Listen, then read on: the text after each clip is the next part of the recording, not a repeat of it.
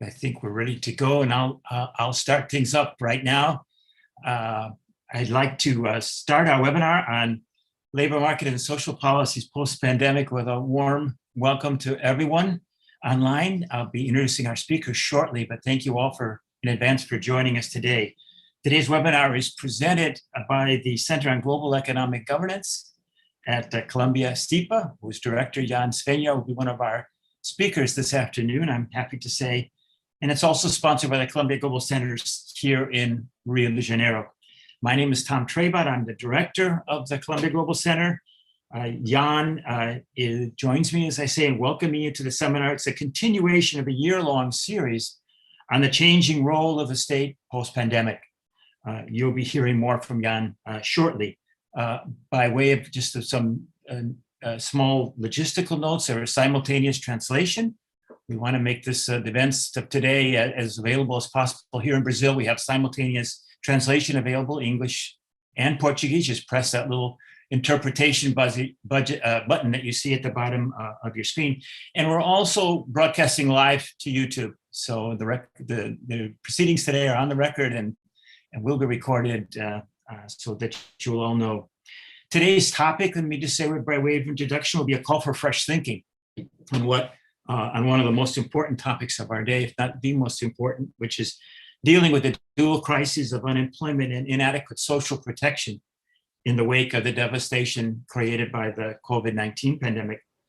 Around the world, nations recognize the need for their economic systems to build back better, to use the Biden phrase, to address old problems, youth unemployment, women discrimination against women in the workplace, informality, reskilling or acquiring new skills, and so forth. All those problems which we already had exacerbated by the pandemic, and we need to be ready for still new challenges that lie ahead.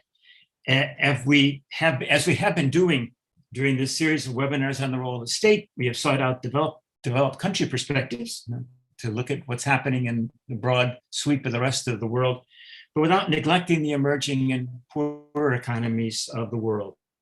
A special spotlight this year is being placed on Brazil, a nation and a country very much in the throes of a crisis bordering on social and economic catastrophe. I don't think that's too strong a description. COVID-19 has already claimed the lives of 400,000 people here in Brazil, and still the virus rages on. With particularly vicious impact on the poorest and least educated in Brazil, who were least prepared to face any hardship in the first place. Meanwhile, the Brazilian economy has not grown in real terms for almost 6 years, raising the prospect of yet another lost decade of economic growth in Brazil, and for that matter, in Latin America as a whole, where the situation is not a whole lot more encouraging than it is here in Brazil. So our panelists today will help us to think about these employment and social protection issues, both broadly in terms of global experiences, but also with a special focus on Brazil. Let me say and repeat that this event is being recorded and is on record.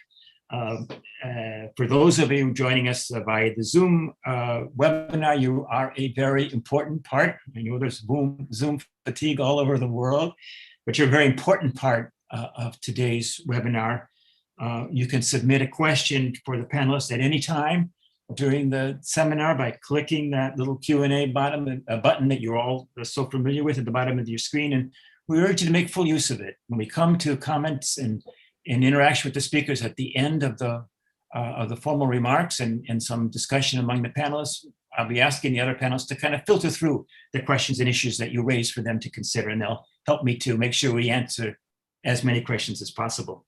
Let me, getting out of the way, but not without introducing our three speakers briefly, because although it doesn't do justice to their full backgrounds, I'll introduce them in the order in which they'll be speaking.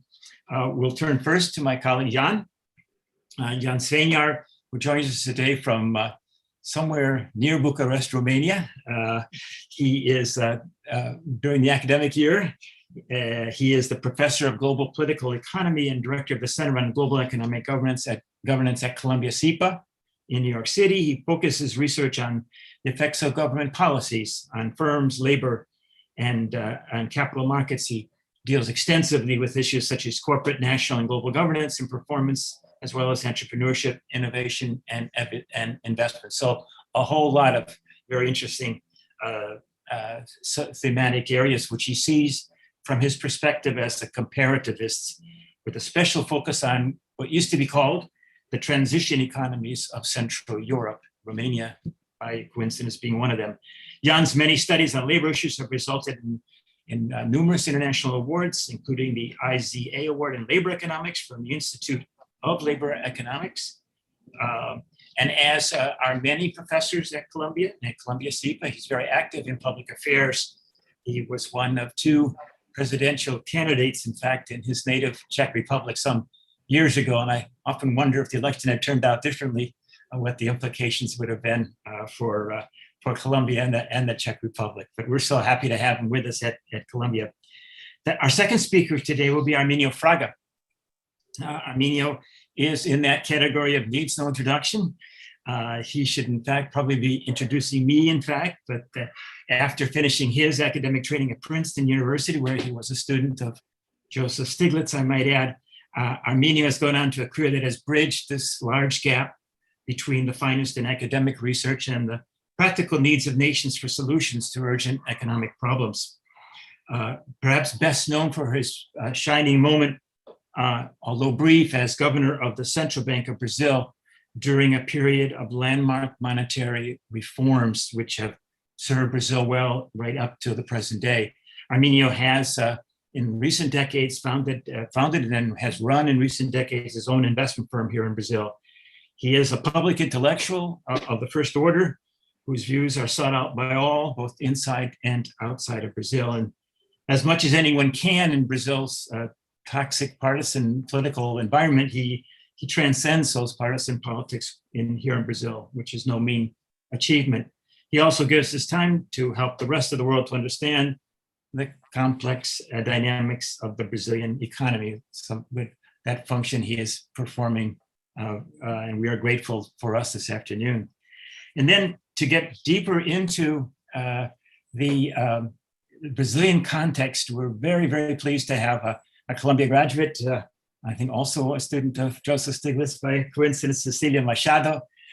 Cecilia teaches in the postgraduate program in economics here at the Fundação Getúlio Vargas in Rio. She's also a research fellow at the aforementioned Institute of Labor Economics, one of the world's leading networks of scholars working on issues affecting employment and employability.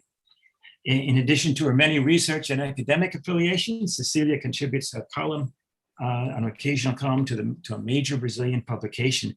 Cecilia's published research work is far too extensive to summarize, but her current interests include topics very germane to today's discussion, such as working while female and conditional cash transfers and political behavior in Brazil. So thank you very, very much, all 3 of you. I'm going to step aside now and ask each of you maybe to make opening comments of 8 to 10 minutes, or however long you feel is appropriate, before we move to a period of moderated discussion among you. And we'll start with a broad overview of the world by calling upon you, Jan, to take over the screen. Welcome, Jan. Thank you, Tom. And let me introduce Tom Trebat, who's been indomitable director of the Columbia Center in Brazil, with whom we've collaborated now for a number of years in this project, which carries the name sort of role of state in economic development, economic growth. And it's been very fruitful. The Center on Global Economic Governance, some of you know, gathers about 30 Columbia faculty plus a number of really esteemed external people who collaborate with us. And we've done these conferences in Brazil, in China, Paris, New York. It's been very fruitful. And this year, this whole series has actually been tremendous, starting with fiscal monetary policies on the macro side and then moving to the structural issues. And today's topic, I think, is one of the most important ones. And it's wonderful to have people like Cecilia, who really represent the best that we can produce at Columbia and that now is in Brazil. So it's wonderful to have you here. Arminio, who's been with us for a number of years and indeed globally renowned personality. And I see Joe Stiglitz is with us. Joe, whenever you'd like to jump in, please do. I mean, this is one big opportunity for all of us. I'll start with kind of broad outlook, and then we can go into the specifics. So we all know, output has gone down dramatically because of the pandemics. Consumption has gone down, investment has gone down, firms have postponed investment. Some firms had to either limit their production or completely close down in the service sector because the government decreased. So it's been a dramatic, very dramatic, unexpected external shock that affected basically the whole world economy. Now people were wondering, is it going to be a kind of big decline and then recovery, a V-shape? Is it going to take a while? Is it going to be a U-shape? And I think that our agreement is that it's what's now called a K-shape, where there's been a bifurcation. Those people, broadly speaking, I'm using broad brushstrokes here, who've been in the digital economy and could do home office type work, basically continued and have gone down and up with the economy. But there is a very significant group of people who are not plugged into this part of the economy, and they've suffered quite a lot. So income distribution, both within countries and across countries, has widened, and poverty has increased in most countries, actually measured by official as well as unofficial measures. And it's been very difficult. And at the same time, in fact, the most recent data that we get from the United States, but elsewhere as well, managerial compensation has held up or even gone up, right? So there are both kind of the general data, and there are the specifics that indicate that certain groups have done not so badly or even better, and some groups have really suffered quite a lot. So I think it's an important challenge, because in fact, as a number of economists, including Joe Stiglitz, have shown for decades, in a number of countries, the US being the best examples, the wages of regular workers have stagnated or not increased much or even gone down in real terms. So this is kind of a shock on top of a long-term problem that has appeared. So I think that's something that's really important. The experience of individual countries, I'll just try to outline a little bit in the brief moment that I have, has diverged. I think the US experience is very telling because it's a labor market that does not have much protection, government regulations. So we've seen unemployment rise very dramatically, okay, to high teens. Then it's decreased, but that's in a way misleading because a lot of people are out of the labor force and they stopped looking for work. So even though looking at unemployment as a measure looks like the situation is improving dramatically, and it is improving in many respects, the labor market and such is suffering because quite a lot of people are out of the labor force, not even looking for jobs, okay? So I think that's important. In the European Union, we see a different picture, which in some sense is misleading, especially when people look at it within individual countries.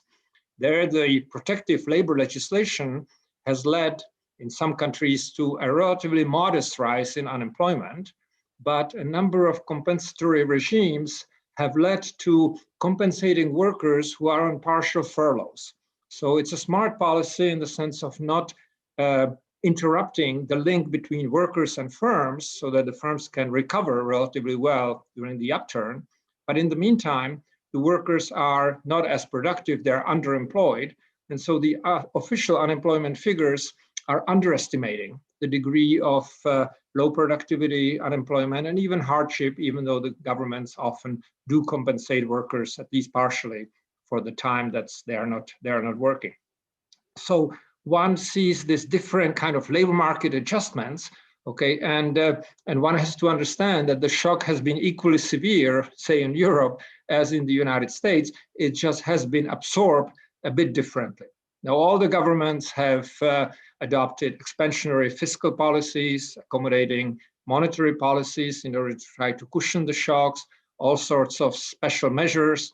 I've worked with the Czech government, for instance, on trying to make sure that firms would not go bankrupt more than they would have to keep liquidity in firms that would otherwise suffer. And so we persuaded the government not to siphon off liquidity from the firms by demanding Social Security contributions and healthcare contributions, but not to levy them, just to forgive them or postpone them so the firms would not necessarily go bankrupt. And those kinds of measures were very important, in at least the first part of the pandemic.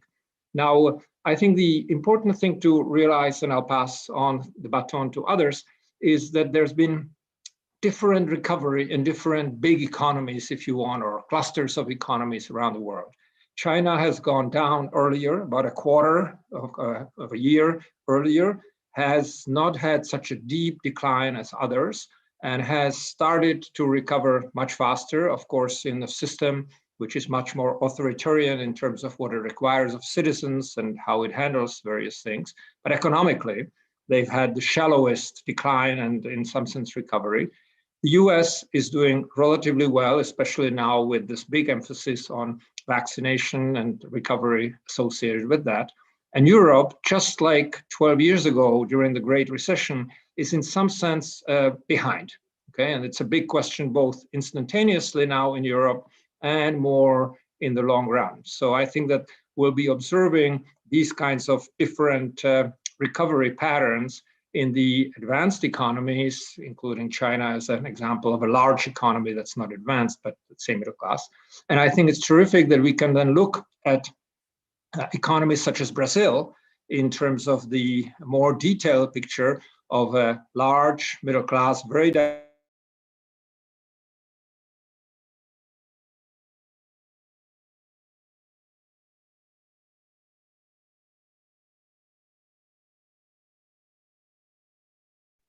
All right, can you hear me now? Yeah, okay. Somehow I got muted. It wasn't my muting, so I apologize. But, I guess I'm running over time, but very good. It wasn't me either. I'll pass the baton on. And so Arminio, please take it on from here, and then you, Cecilia, and Joe, as I said, just the barge in whenever it's appropriate. Arminio. Thank you. Delighted to be here despite the tough times we're going through. It's a real pleasure. Tom was a bit shy, but besides having taught as an adjunct at Columbia for 5 years in the 90s, I followed every step of Tom's spectacular work under truly, really adverse conditions down here. And we're very grateful to Tom and to Columbia. And I hope at some point we get to, we're playing a lot of defense now. I hope we can play some offense as well at some point. Very happy to be here with Cecilia as well. I follow her work. We're very lucky to have her. And of course, to have Joe watching us also makes me feel the burden of whatever I'm going to say next. So I'm going to try to give you a quick overview. As Tom said, the idea is that I'm a little more macro, and Cecilia can then take it where I'd say it's probably more interesting and more relevant. But first, starting out with the big topic of the role of the state, Brazil has had a significant role of the state in the economy for quite some time. The trouble is, for a long time, I think we had the state doing the wrong things, and we seem to be obsessed with that, and we don't seem to learn lessons from our own past. For a long time, in the context of a strategy of industrialization, urbanization, which made perfect sense then, we had the state very present in the production side of the economy. We had state-owned enterprises in pretty much every single infrastructure item you can think of. It was also substantial in the banking sector, all over the place. And for a while it worked, but then it started to sort of leak. And we could see in the productivity numbers then, and we can see even more clearly now, there was something missing. And I think what was missing was that a strategy that was supposed to be one of, say, import substitution, temporary import protection, that sort of thing, never evolved. And we've paid a price. There was really, truly no emphasis on education, and zero emphasis on inequality, and so on. So it was a model that in the end didn't work. And we blew up, we had hyperinflation. And since then, we have been kind of back and forth, but we really haven't been able to to find a path to really take off. The last 40 years have been mediocre in terms of growth. There's been some improvement on the inequality front, but we're still one of the most unequal countries in the planet. On the role of the state, some things I think are worth mentioning. One is we kept the same mindset of the 50s, 60s, and 70s, but there was very little in the way of evaluating policies. I think it's fair to say there was not much in the way of proper justification for doing certain things, and then there was no follow-up, and that's been the case pretty much until now. There's more now. There's a good, I think, a good trend all over the world towards doing database work, and we're jumping in, but we're still way behind. There was no evaluation really of policies. We have this, for instance, this important national development bank that it's been a sort of a black box forever. And the other programs were not really the subject of scrutiny, and also public employees as well. There's virtually no evaluation, with very few exceptions. So as a system that really didn't lead to the learning that is so crucial for economic development. Things are not static. You have to learn. You have to address the issues as they come along, in as Tom said, in pragmatic fashion, but rigorous. And we really didn't do much of that. During the Cardozo era, there was an important shift trying to move the state away from being, running businesses and towards health and education. I think that was an important shift. It has paid off, but there's still some major gaps. Many of these sectors were privatized, and these are now regulated industries. I think they're working pretty well. There was an attempt at a reform of the state, but it ended up not happening. We've had also some progress on social policies besides the emphasis on education, health, a little bit beyond that. With the famous Bolsa Familia program, was inspired by the Mexican Progresa, and it's worked well for us. But next to the so-called Bolsa Familia, we have the Bolsa Empresario, which are a bunch of subsidies that have been provided over the years that have been of a much larger scale than the Bolsa Familia, with really no visible social impact whatsoever. We're talking at 1.7 points of GDP, where social policies might have been half of that, or it depends on what you call what. But to have up to 7 points of GDP in subsidies is just ludicrous. But we've had that. There's major focus now on some of the good aspects of what was done. Amongst them was in 1998 with the new constitution, the provision of creating and developing in Brazil a universal free public health system, which we call the SUS, or Unified Health System. These are the initials in Portuguese. We also have unified social assistance systems. The health system was designed to be sort of like the British system, but it didn't turn out to be that way. I won't go into this right now, but I think it's worth mentioning that about 40 to 45% of health spending goes into this unified public system that takes care of about 3/4 of the population. And you can see it doesn't look like Britain at all.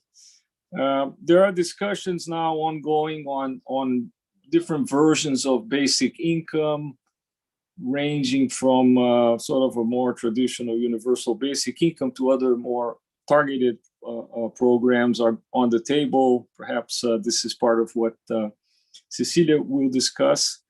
A couple issues I want to touch upon before I pass on the mic are the following. If we are to spend more and better in social policies, which is what I hope we do, we're going to have to figure out a way to finance it. And we may be able to borrow some, but at this point, we've been borrowing a lot for the last 6, 7, 8 years. And I don't believe we have that much room to borrow, sadly. And the reason is as follows. We have a very strange, surprising situation. 80% of government spending in Brazil, and government spending in Brazil is north of 35% of GDP, 80% goes to payroll and social security. Now, if you look at the data, and I've looked at it many times all over the world, you will see that we are a total outlier. So we have a very serious issue with priorities. So we have 80% spent in these two accounts, and we have all these subsidies that I mentioned. They're down from 7 points of GDP to say 4.5, but they're still quite high.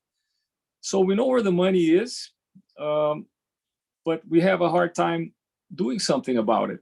That's really kind of the situation as I see it. If you look at most middle-income countries, you will find that the number that is 80% in Brazil is 60 or less.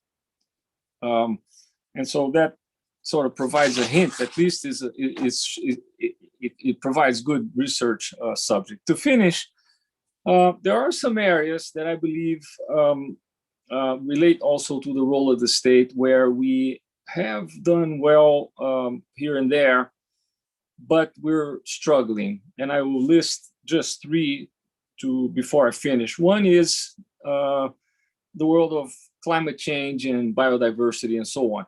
Nowadays, when one hears the word Brazil, the Amazon comes to mind, and we're struggling. We haven't done well.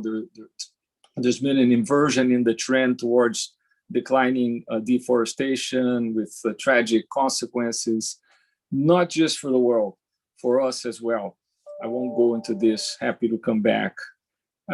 There are issues related to technology and jobs that are also, I think, crucial, not just in Brazil, all over the world. Brazil has a substantial informal market still.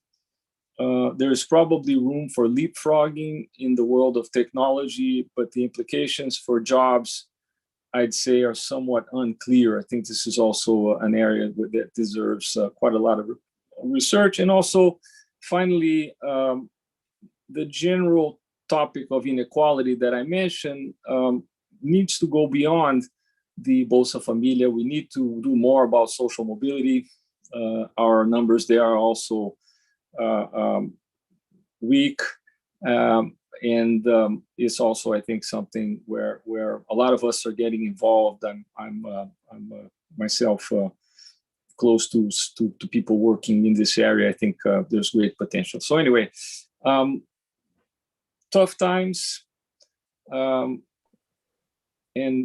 at the moment, I don't see much in the near term that we can relax about.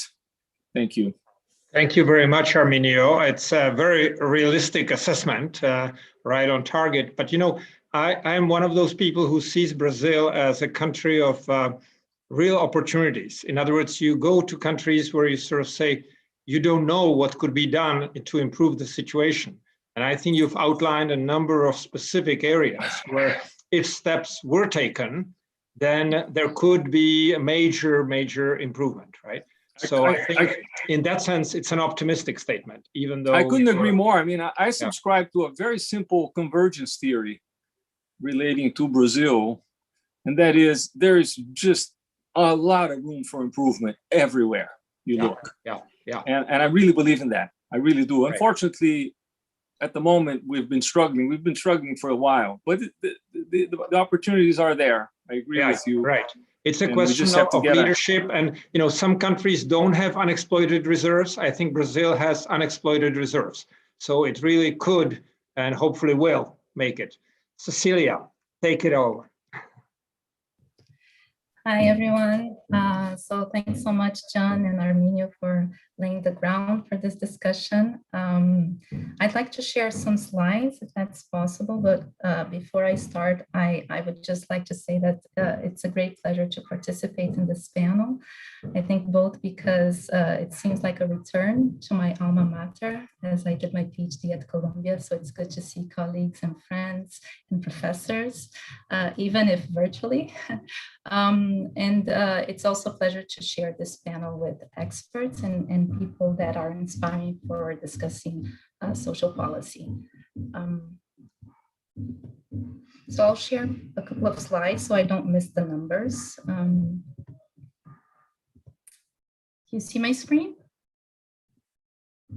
Yes, okay. So,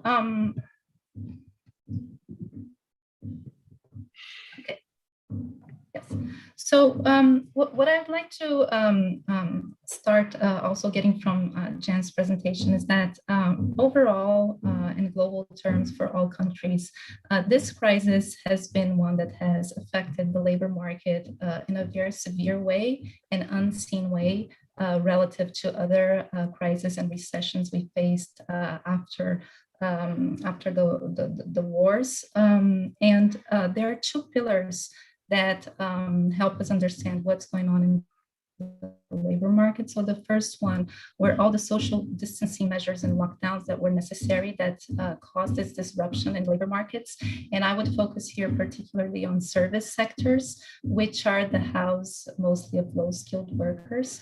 And I also wanted to mention that the other pillar of this crisis is that we have seen a huge pace of technology adoption and home office, which has this potential to increase productivity, especially for the high-skilled workers, which brings us to this conclusion that inequality is something that we want to keep in mind in the aftermath of this crisis. So in the US, what we have seen is this huge drop in employment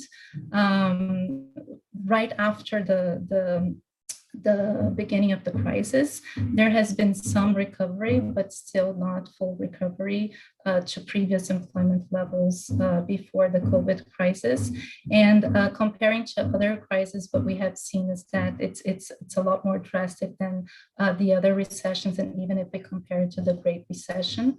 What has been happening on the good side for the US is that some of the employment recovery has been on recall, so people going back to their previous works. Talking about what has been happening to Brazil, we see a similar picture in the sense that we see this sharp drop in employment right in the beginning of the crisis. We're starting to see some recovery towards the end of the year, but still not a full recovery.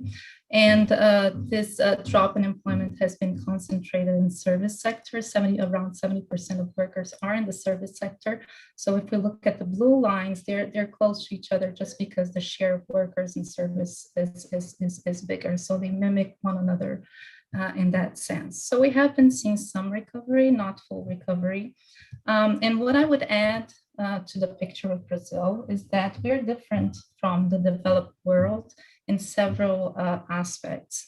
So the first thing that was already mentioned by Arminio is that we started this crisis with a huge, enormous informal sector that ranges roughly 40% of our workforce.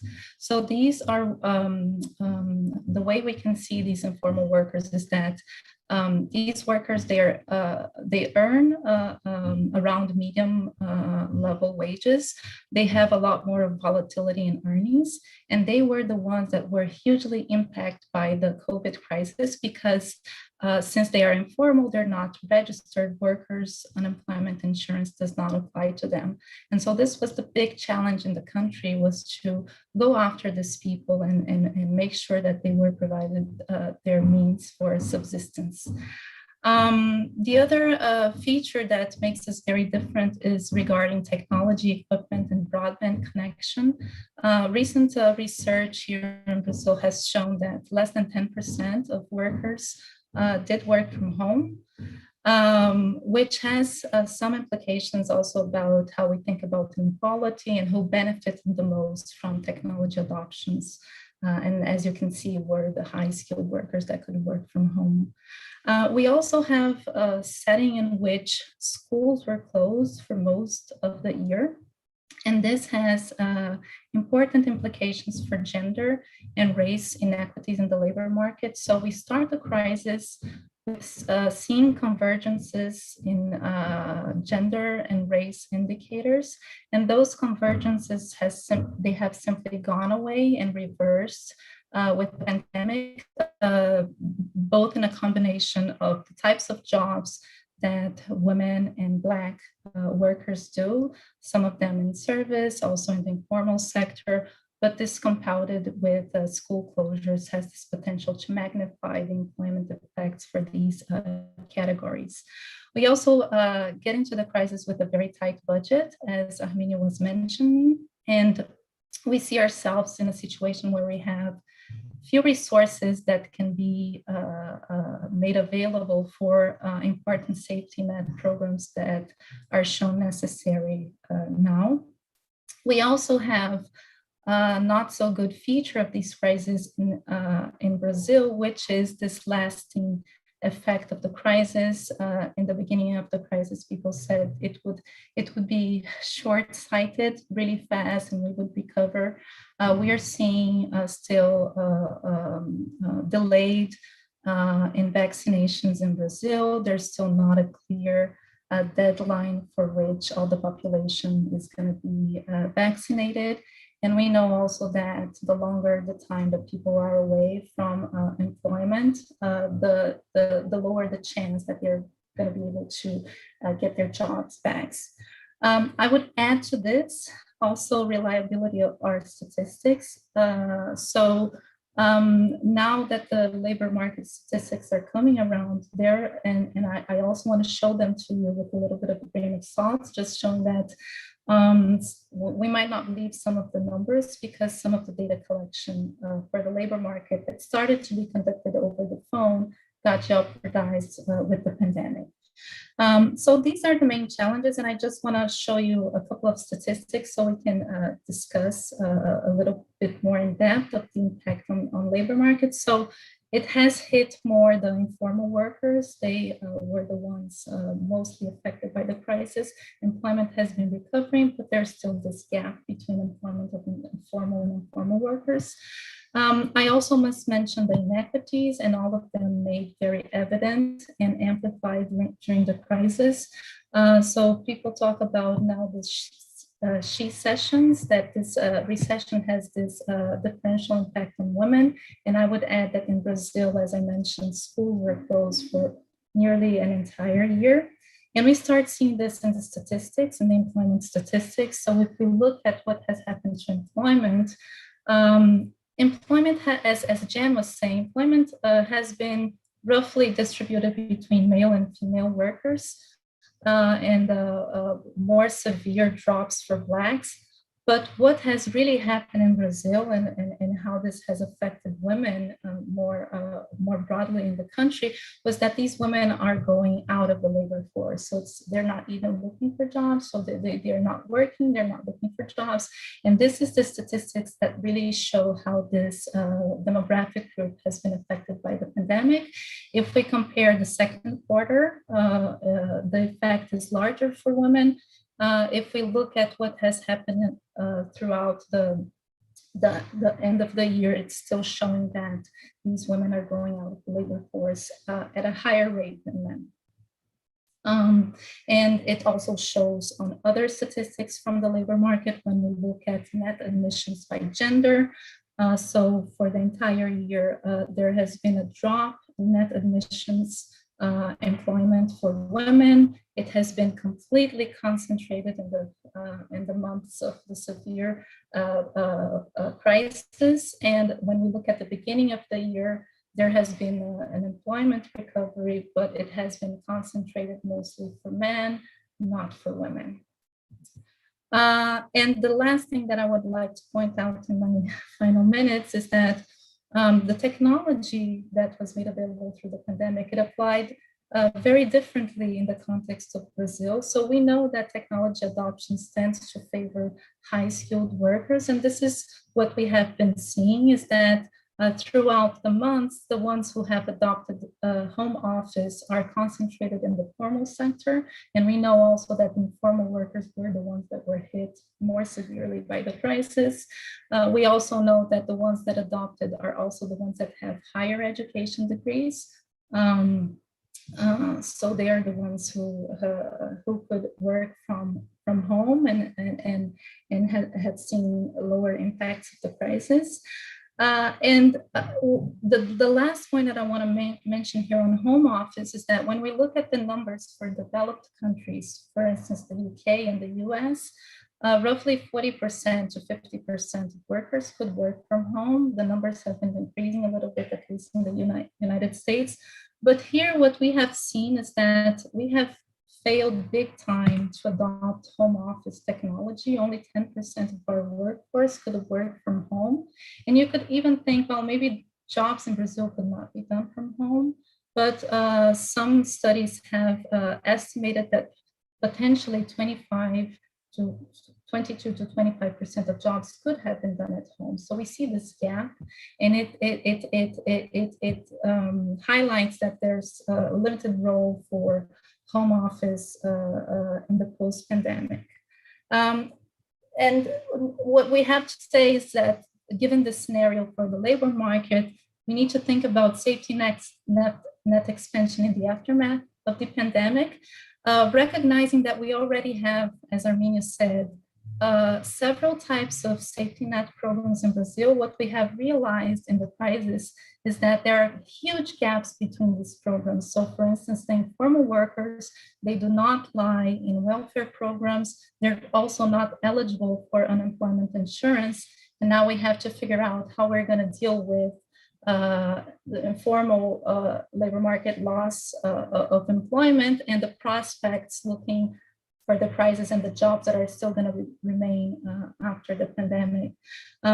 We have a good case for fighting poverty, the case of Bolsa Familia, but being a means-tested program, it means that it does not provide benefits to formalization. So we really need to rethink our tax system to bring people back to formal work and eligible for unemployment insurance and seen by the state and the government in the safety net programs.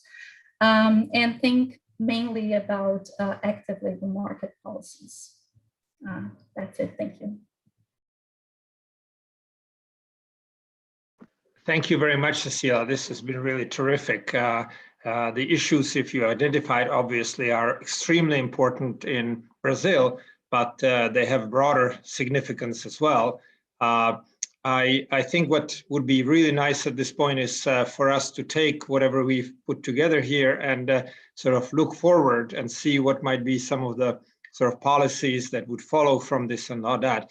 Let me just emphasize a little bit on what you said. I think that there are very serious issues here, the informality versus formality, for instance. You take the Indian economy, it's 80 to 90% informal, depending how it's measured, but basically it's an informal economy. So the issues are that much, more, serious there. And of course, now with the pandemic still getting more serious and so on, huge, huge thing.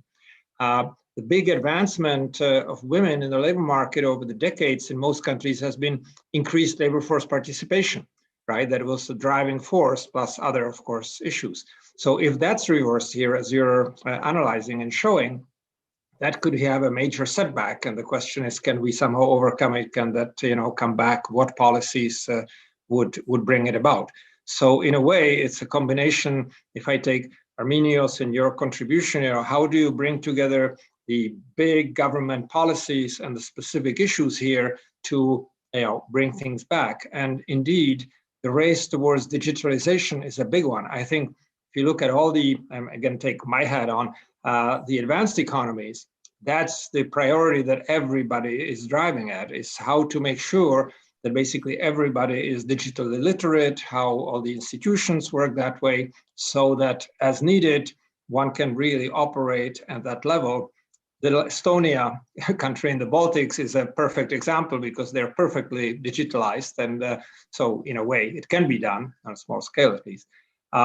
So that's, I think these are sort of the key ingredients and challenges that are there. And so why don't we try to look at them? And Joe, again, anytime you'd like to join us, please join us. So Arminio, Cecilia, Joe, whoever would like to step in, please do. Looking forward now. So what would be the 3 most important issues to tackle in order to remedy the situation? Because I think the diagnostics, the analysis that we've put together has all the main elements. And the question is how to go forward, right? Including, of course, the huge fiscal expansion that we've seen in most of the economies, and kind of moving into the unknown of how to deal with things with the levels of debt, which in peacetime has not been experienced before. Wartime, yes, but peacetime, not, right? I'll start just to break the ice. Look, it's not easy to think about policy recommendations out if you don't take the political context into consideration. I think we could all come up with a number of policies that would be clearly pro-growth, would be progressive, and so on. But this hasn't happened. And if we are less ambitious, because of sort of politically where we are, I would say the following. One, from day one here, there's been a, call it, difference of opinion between some who think we are in a situation where we're dealing with either the economy or the pandemic, and those who believe, such as the ones you have on the screen here, that the economy isn't going anywhere unless we deal with the pandemic. Unfortunately, those who are on the other side are in charge. So that's been a problem. Maybe we're turning that corner. I hope we do. But that was the issue. And we failed to do basic stuff, really basic. So that would be point number 1. I'm talking social distancing, usage of masks, speeding up as much as possible the vaccination, well-designed lockdowns, etc. So that's point number 1. On the macro side, the standard tools have been put to work. There was a substantial fiscal expansion last year. You can easily criticize it for being poorly designed. There, I tried to be fair. It wasn't easy, but a lot of money was spent. And this is on top of what had already been a complicated macro situation. There was a fiscal collapse in the 2014-15 period, but not one targeted at dealing with the emergency we're all dealing with now. One that happened, so it was sort of a case of spontaneous combustion, which created a lot of problems. And so now we have had this fiscal expansion. There's a major discussion now taking place about where to go next. Clearly, the pandemic lasted a lot longer than might have been expected. Interest rates were cut way down. We've had 2% rates, which were never heard of. We used to think of 2% rates as a weekly rate, maybe a monthly rate, but we had them until recently at 2, with inflation being higher. We had some relief from that side, and now they seem to be, while still expansionary monetary policy, some of the expansion is being cut down, which relates to an overall complicated sort of macro situation. And also fiscal policy is clearly not something that the government can finance going forward, another leg. So the tools are gone, I would say, for us, and we don't have the borrowing ability of the more advanced economies.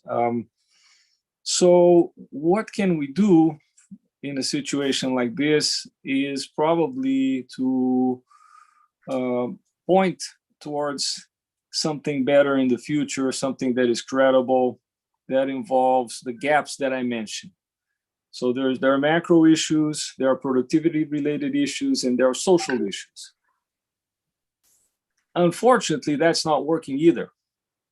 And we seem to be going into an early election campaign, and the elections are not this year. Sorry to break the news to those who don't follow Brazil, but we're in a campaign for elections that are going to take place next year. And so that doesn't provide, I think, the kind of or business environment that will be conducive to more investment. So we're stuck with the lowest investment rates ever. The social public investment is down to zero. We have this strange situation where government spending has gone up 10 points of GDP over a couple of decades, but social public investment has gone from 5 to 1. So you see, we have issues with priorities as well. So it's tough, Jan. It's tough. There is some reform sort of effort taking place, but it's not enough to turn the tide.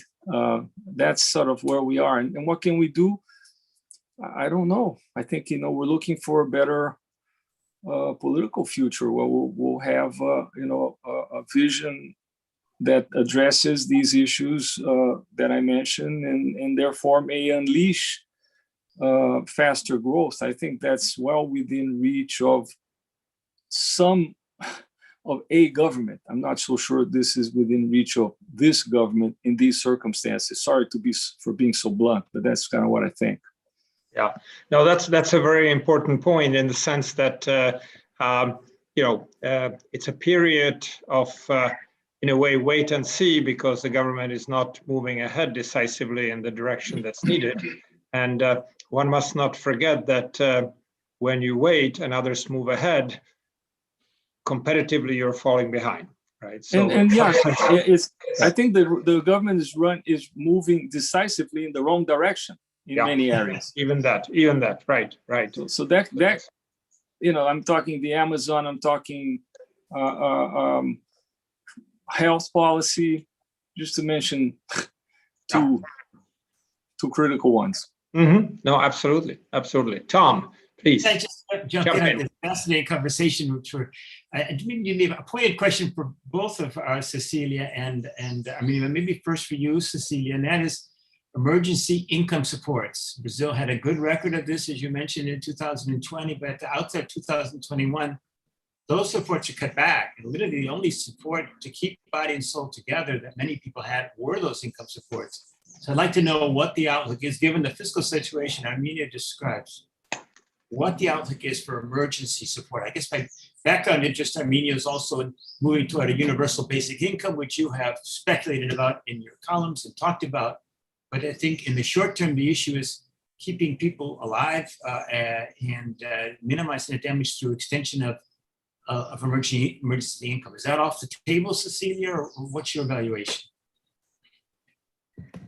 Yeah, so what we had last year was a huge program called Auxílio Emergencial that encompassed the informal sector, but also previous welfare programs like Bolsa Família. It was a huge program in 2020. So just so you have the numbers, 180 million people were served by this program directly or indirectly, which amounts to 56% of the population, roughly. It was a budget that was 10 times higher than the welfare program Bolsa Família.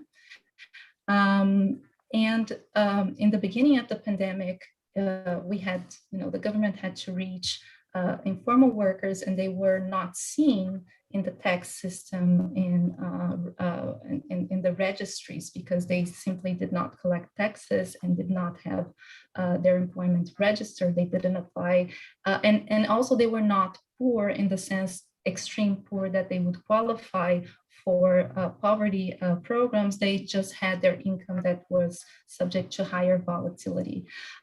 So what happened was that all of a sudden they were registering people. They didn't have a design set up.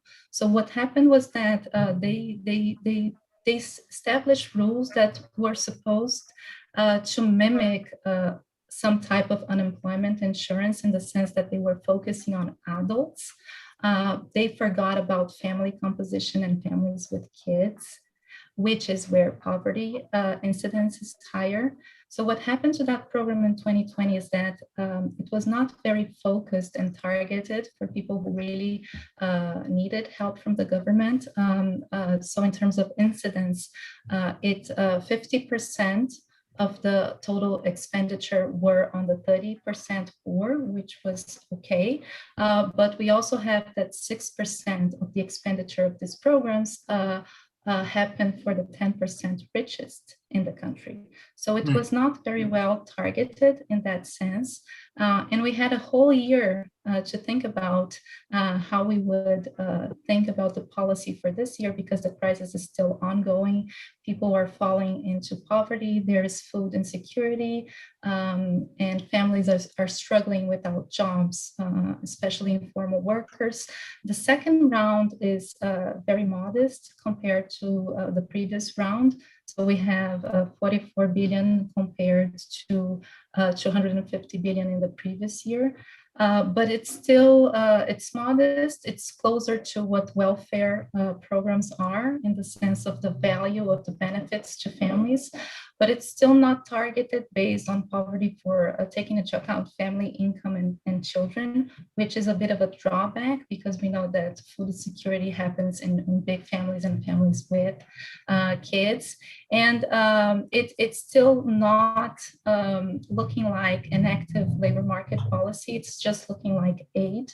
And I think what we have to think looking forward is how we want to think about our safety net programs if we want to keep these people that have lost their jobs eternally in social welfare, or if we want to enact programs that make people go back to work, understanding that we don't yet know what the labor market is going to look like in the aftermath of the pandemic, if the jobs that existed before are still going to exist after.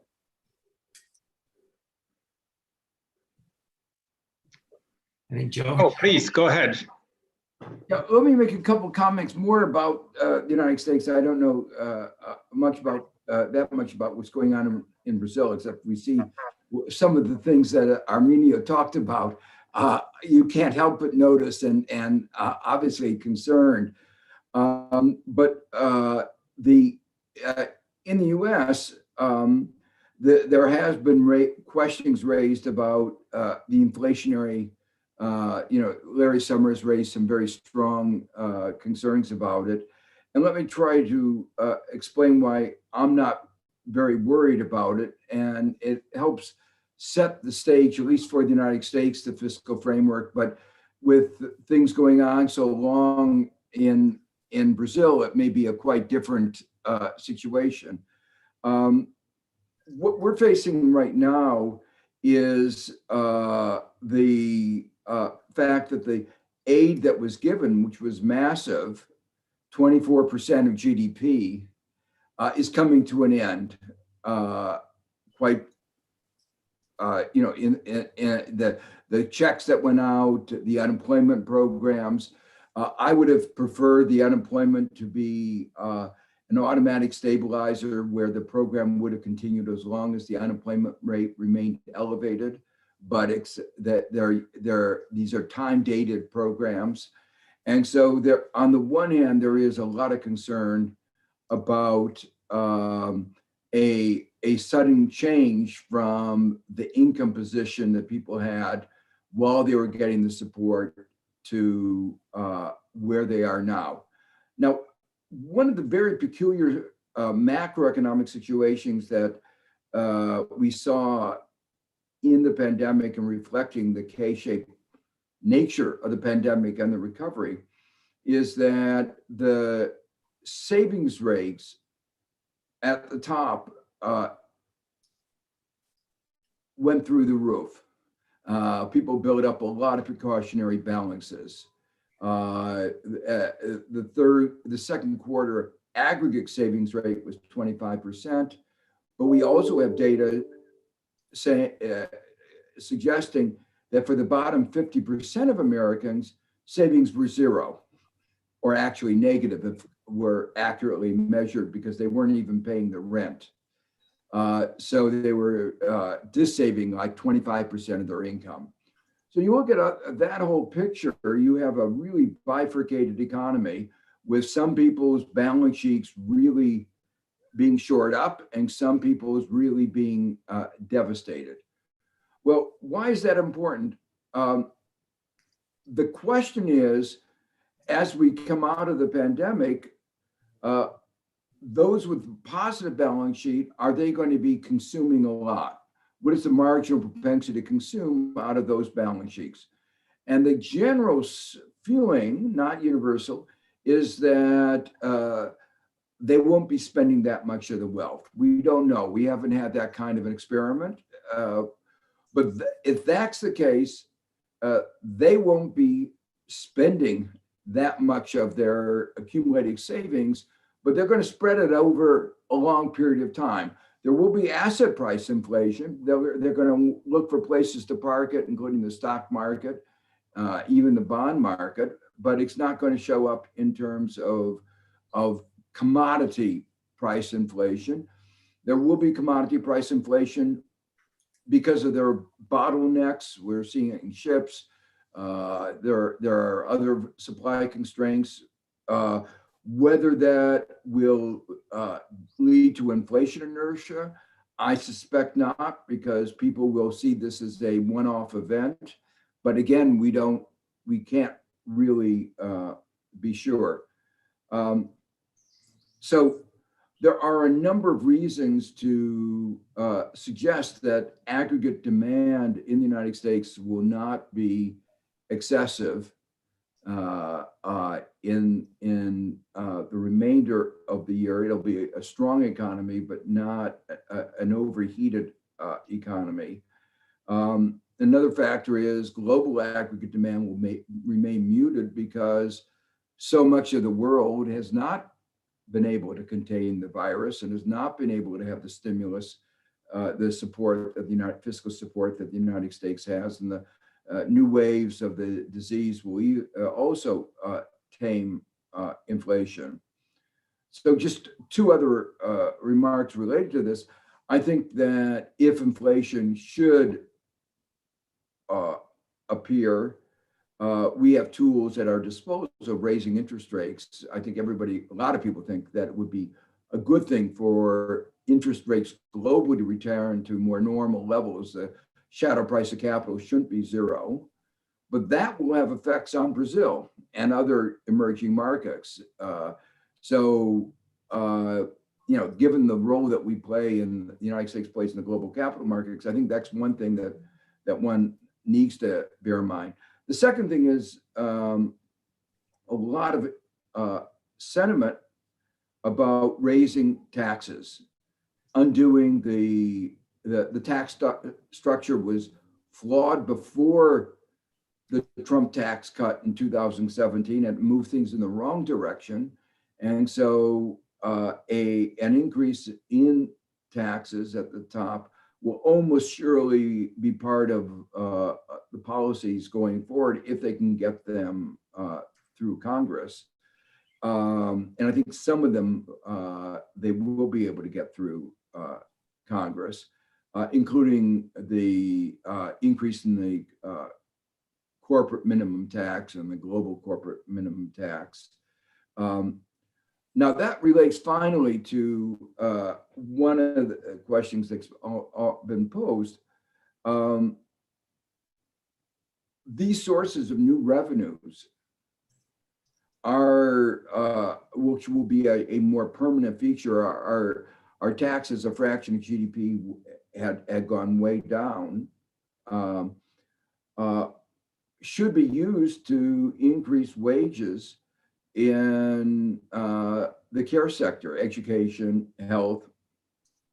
And these are basically public sectors, indirectly or directly.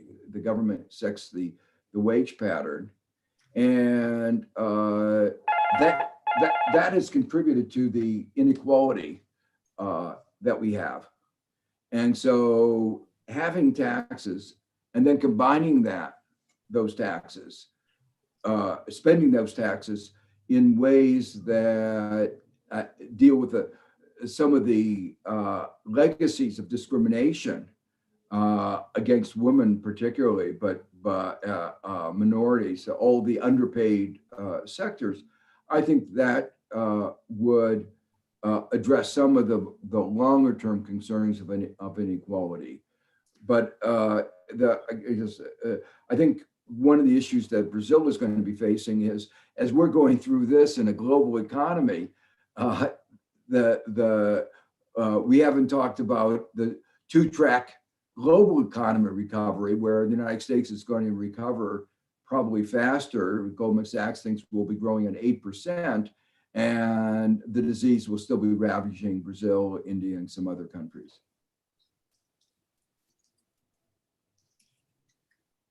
Thank you, Joe. That was very much on target. I agree. This is a real serious set of issues, and I think the inflation one is particularly relevant given how long we've had now as a long period with very low or non-existent inflation. So there really would be a change if it were to start escalating very rapidly, given the situation that you've described. Arminio, would you like to comment on that from the macro standpoint? Yeah, just briefly. I hope Joe is right. I see the sort of Keynesian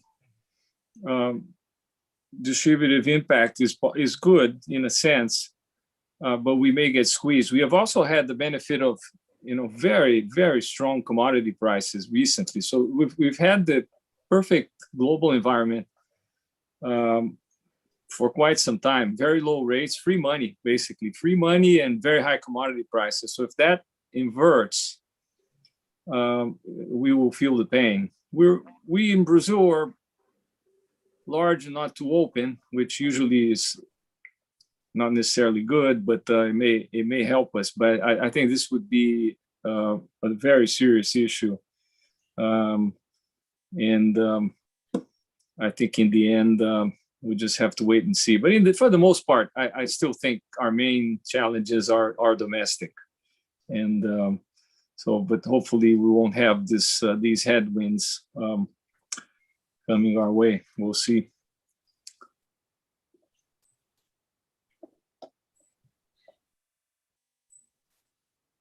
Cecilia, would you like to add something from the micro side? Because I think those are very important issues.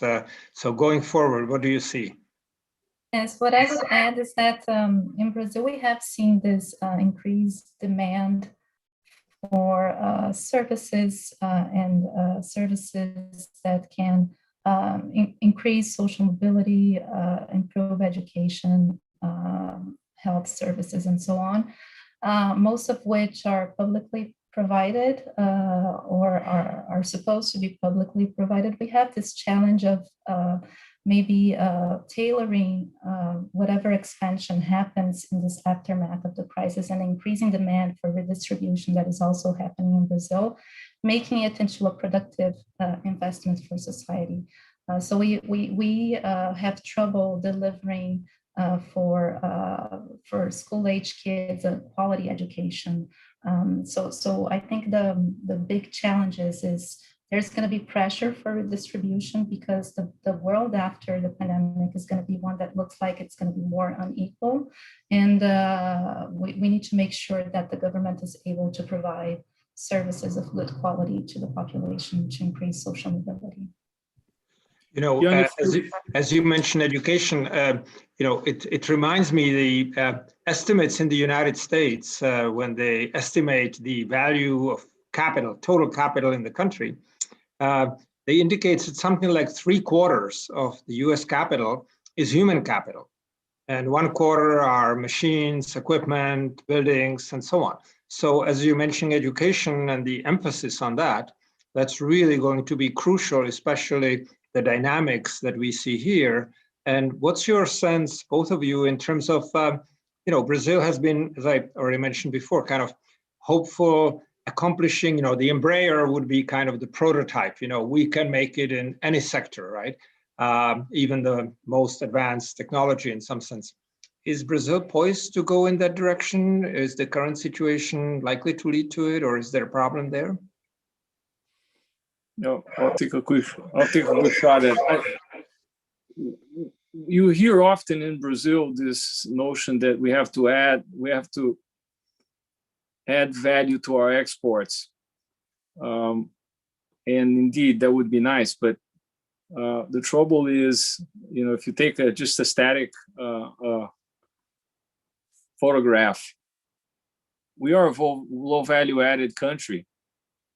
So if you're low value added country, you tend to export low value added stuff, and I think that's the kind of what we have to address, very much along the lines of what Cecilia was saying. We have most of our kids in school, but the quality of the education they get leaves a lot to be desired. Many are not at the right grade for their age. There's a lot of dropping out, etc. Anyway, I wanted to touch upon two issues that I think connect to what Joe was saying. We have in the tax system some crazy loopholes that makes our income tax on the whole very regressive. And I'm not even talking about marginal rates or even perhaps taxing having an estate tax or even possibly some kind of wealth tax. It's just the basic old income tax is full of loopholes, but the political economy to deal with that has proven to be a real challenge. And the other challenge that might in the end help create the political support for state reform is actually that people have realized that the large state that we have in Brazil has as a feature stable jobs and stable wages, and often high wages in some areas of the state. And I think everybody's looking around and saying, well, okay, that's the contract they signed, but we got to do something about this at some point.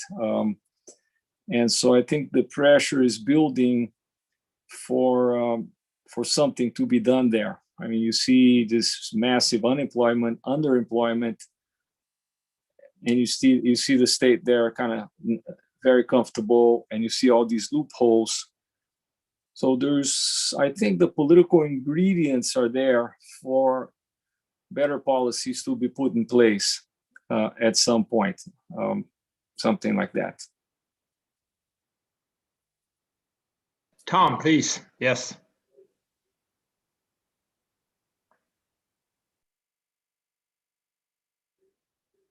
We don't hear you, Tom. We don't hear you. Thank you. Sometimes it's better that way, but it's it was a dry round. You got a chance to practice. Yes, I had a little practice. Joe, I wonder if I could put you on the spot.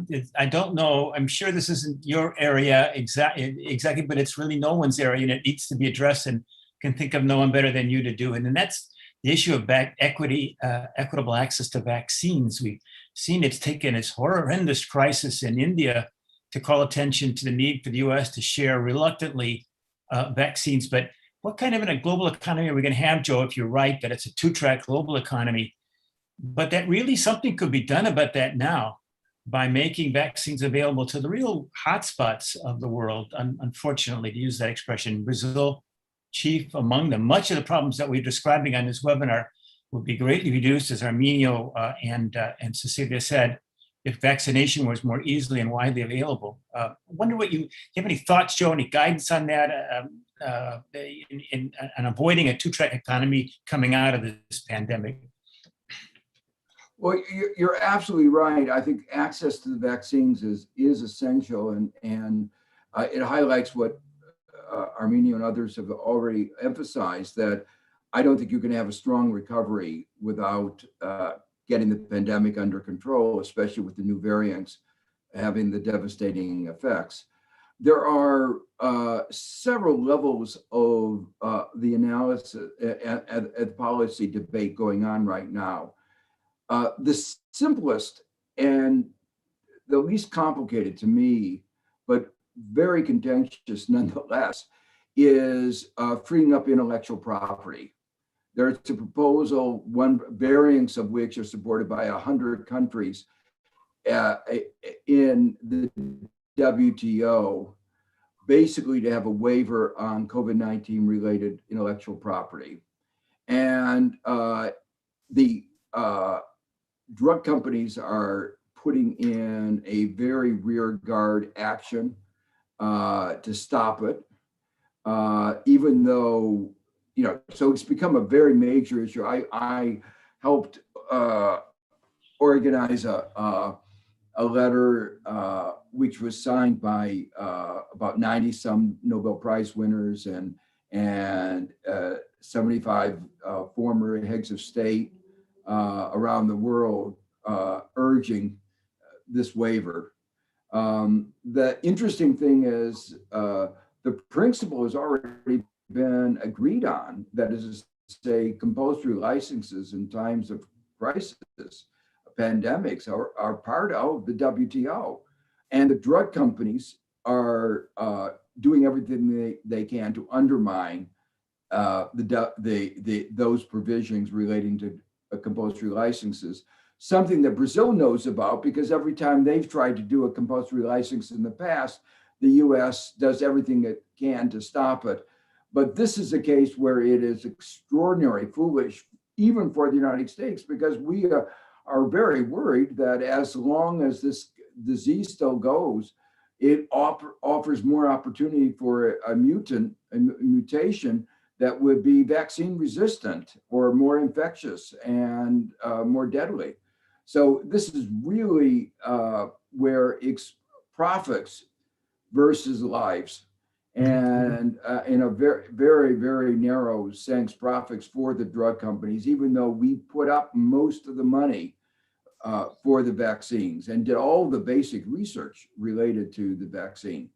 So that's the first thing. Now that's related to a second issue, which is that the United States has, and many other countries, have also imposed export controls, not only on the vaccines, but the ingredients into the vaccines.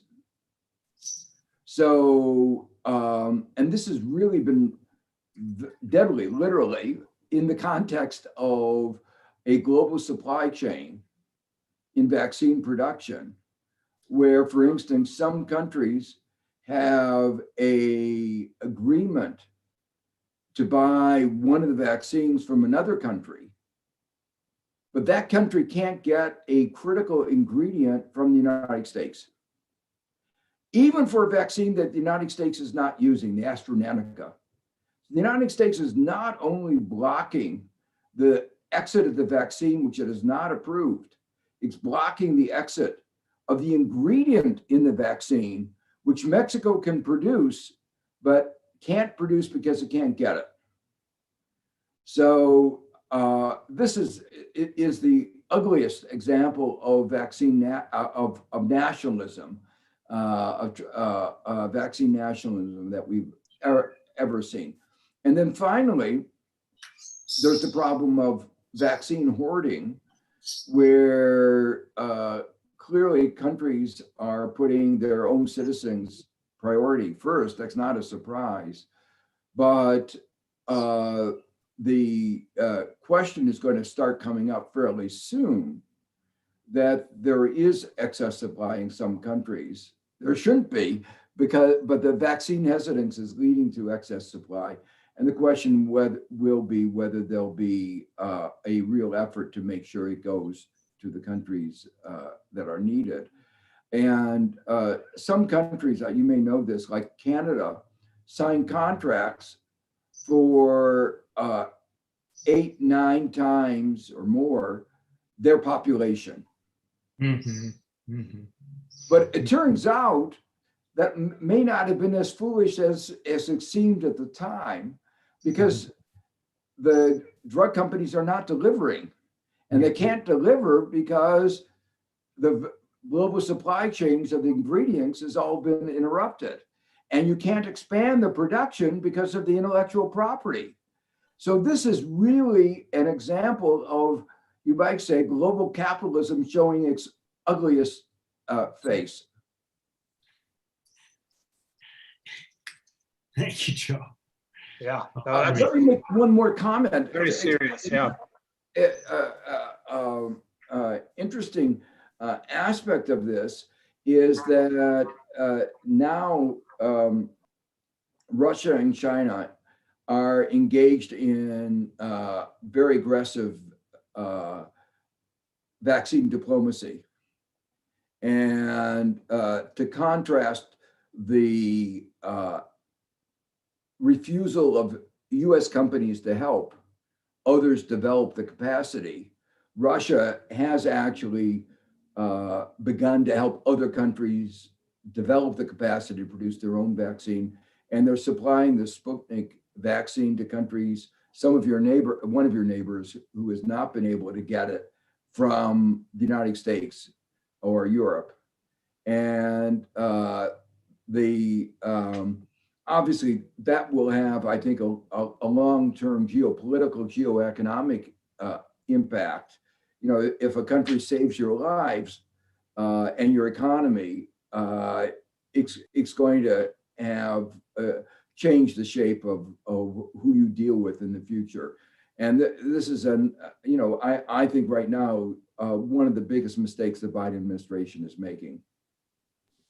I agree with you. I think the alliances and the global political economy is very much driven by the instantaneous greatest danger, which is the pandemic, and how the countries approach it is, I think, primordial. Absolutely. Yeah. Cecilia Arminio, would you like to add anything? We're approaching the witching hour. Tom Trebat, who is a very nice guy, is very tough when it comes to keeping time. I am open to everything. I'm near Count Dracula's castle, and he's not come out yet. Ready to party, but go ahead. Any concluding? Well, I just a quick comment.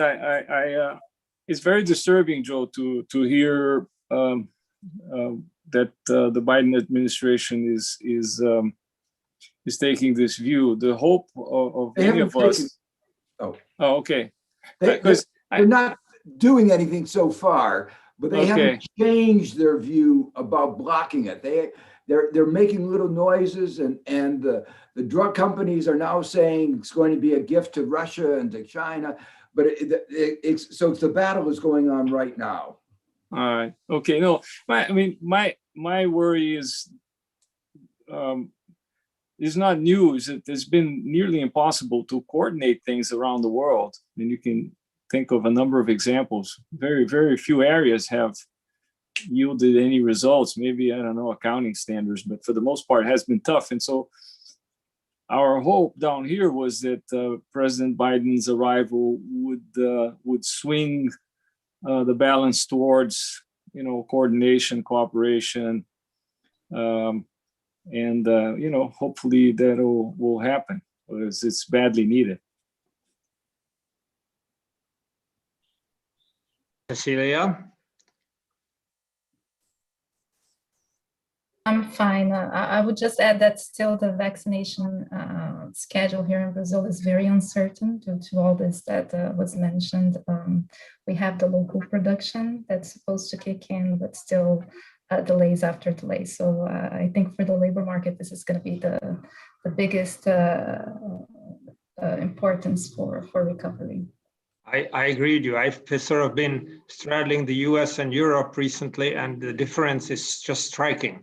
In the US, with the vaccination proceeding so fast, both the dynamics, the labor market functioning, and also the optimism, the energy that people have. And labor is a factor that can be very dynamic or very passive. And the difference between Europe, the lethargy, the despondency compared to the US is just incredible. It's sizable, yeah. Tom, any words of wisdom from the wisdom like in short supply, but perhaps not consternation, which is the way I sort of leave the call. And I wanted to thank you all for being here. I think there's some big issues that were mentioned, many big issues that were mentioned. Among them, Cecilia's emphasis on the catastrophic effect on women's employment. Cecilia. So we'll be looking forward, maybe doing some further work on that if you'll help us in a future webinar on that, but I didn't want that to go unremarked. That is astounding and alarming. Second, Joe, thank you so much for being here, Joseph. A great pleasure to have you. You've trained some wonderful people, as you can see, and I'm sure you're justly proud of them. And thanks for sharing this time with us, Joe, and I hope we can call on you again, as I think to put our cards on the table. We'd love for the Brazilian, the drama in Brazil, not to be one of only Bolsonaro and only, for all of his foibles and missteps and behaviors, to ignore the country and the society at a time of greatest need is not the right approach either. So I think that you've helped us to understand what's at stake, and maybe can help guide us into what more we might be able to do to call attention in the United States to what's happening here. And Arminio, thank you so much, as always, for your calm and considered and not a thorough overview of the situation. And I would just say in final comment, Jan, and to all of us here, I just focus on you, Arminio, without putting too much pressure on you, but maybe it's a good thing that election is out until 2022. And it is a time for fresh thinking. I hope, and I'm sure you agree with that, reading what you write so often, fresh thinking about social policy, about labor market policies, and about issues that didn't come up today, but might have in a somewhat longer conversation on meaningful tax reform, how to recover the lost year of education, or at least the lost year of education, raising the minimum wage as a deliberate government policy. There's so many other issues. Maybe I'm just being optimistic, Arminio, finding reasons to be optimistic, but I just wanted to add that at the end, that we'll be looking forward to that public debate. We know you will be a key part of it, and we wish you the best in that. So Jan, I can wrap up now. I think I'd like to give the final word to you, but a small advertisement before you conclude is that tomorrow morning we have a second panel, and you are all invited. People looking at the screen and those who are hearing me speak, we have a second panel on the same issue. And tomorrow morning we have Andres Velasco, also formerly of Columbia University, Cecilia Kestanetsky of the Federal University of Rio, and Stefano Scarpetta, who's the head of the Division of Labor Studies at the OECD. That's at 10 a.m. Eastern Daylight Time tomorrow, 11 o'clock here in Brazil. Please, all of you we've covered so many issues, it'd be great if we keep this conversation going. And it's all been recorded. It's all, we're going to produce a written summary, and we look forward to being part of this very, very important debate with you. So thank you all, collective thanks, and over to you, Jan. Indeed. Let me join you, Tom. Let me thank you, Cecilia, Arminio, Joe. It was an incredible panel. Tom, thanks for co-chairing it and everything. And we'll continue tomorrow, and obviously in the longer term. And I think that the ideas that were voiced here, if implemented, if leading to successful policies, can have a major impact within Brazil, but also more globally in general. So thank you very much. And I guess for you, a nice afternoon, early evening. Thanks. And